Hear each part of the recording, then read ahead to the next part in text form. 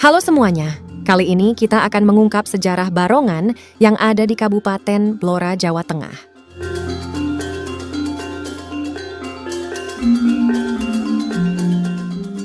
Kota Blora mendapat julukan sebagai Kota Barongan karena terkait dengan tradisi tarian Barongan yang sangat populer. Tari Barongan adalah tarian tradisional yang menggambarkan pertarungan antara kebaikan dan kejahatan. Tarian ini sangat penting bagi masyarakat Blora.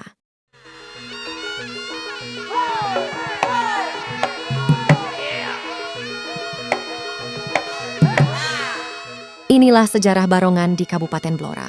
Dalam Babad Giyanti disebutkan bahwa Blora termasuk daerah Mancangara yang merupakan bawahan dari Bupati Ponorogo. Sehingga pengaruh budaya dari Ponorogo termasuk Barongan, Ponorogo juga mempengaruhi kebudayaan di Blora. Barongan Blora adalah kebudayaan suku Samin di Blora. Hingga begitu kuatnya pengaruh Ponorogo menyebabkan nama-nama grup Barongan di Blora menggunakan nama khas Ponorogo seperti Singgolodro, Singgolodoyo, Menggolo. Dalam perkembangannya, properti Barongan Blora selalu mengikuti properti Barongan Ponorogo atau reog dari busana, gerakan, dan sebagian musik. Seperti Barongan yang diperankan oleh 2 orang, kini hanya dilakukan 1 orang saja, serta kepala barong yang botak di tengah. Pemerintah Blora mendeklarasikan Barongan Blora sebagai kesenian khas Blora, meskipun di kota Jawa Tengah lainnya sendiri masih banyak terdapat grup Barongan yang diperankan oleh 2 orang, alias reog tradisional.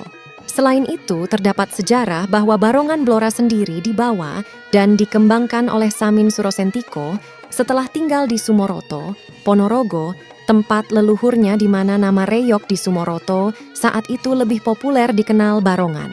Dari segi bentuk saat itu juga kepala reog dengan mulut terbuka dengan mahkota merak yang besar, namun saat di Blora sangat sulit untuk mendapatkan bulu merak karena pengawasan pihak kolonial Belanda, sehingga diganti dengan bahan ijuk yang dibentuk seperti dadak merak dan diselipkan beberapa bulu merak saja pada ijuk sebagai rambut Barongan Blora.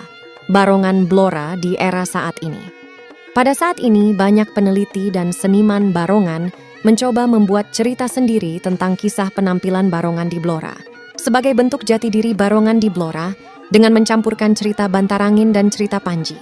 Karena sebagian seniman Barongan di Blora enggan mengakui bahwa sejarah keberadaan Barongan di Blora karena adanya pihak dari Ponorogo, ataupun masih ketergantungannya properti, pakaian, alat musik Barongan Blora yang dari Ponorogo. Bahkan sebagian seniman Barongan di Blora menganggap bahwa reog di Ponorogo berasal dari Blora, dengan membuat cerita sendiri.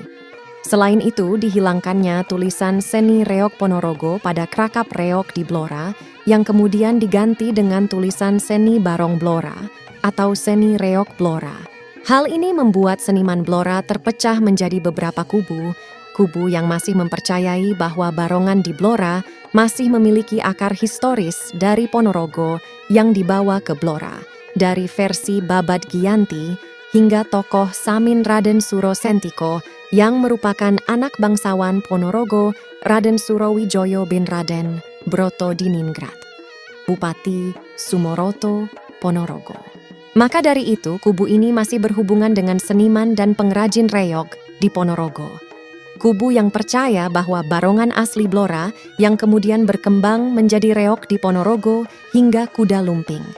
Meskipun kubu ini masih ketergantungan akan peralatan seni dari Ponorogo.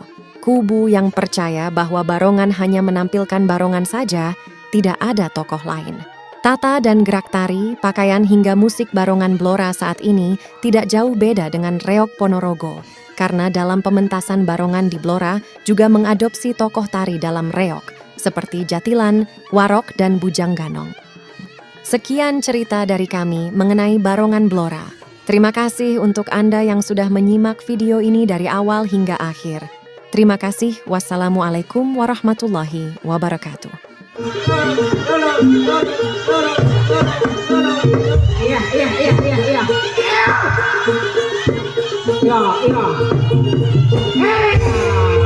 Ya.